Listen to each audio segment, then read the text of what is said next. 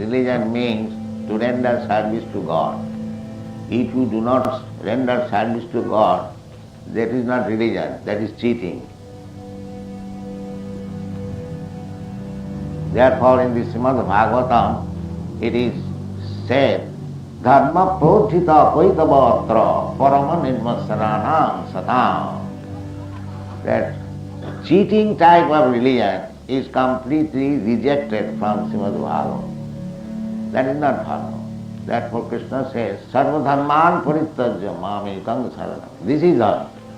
Dharman tu sakshat bhagavat pranita. Dharma means the codes and the law given by God.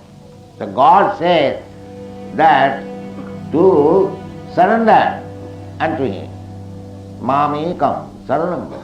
So if one does not surrender to God, that religion has no meaning. It is useless.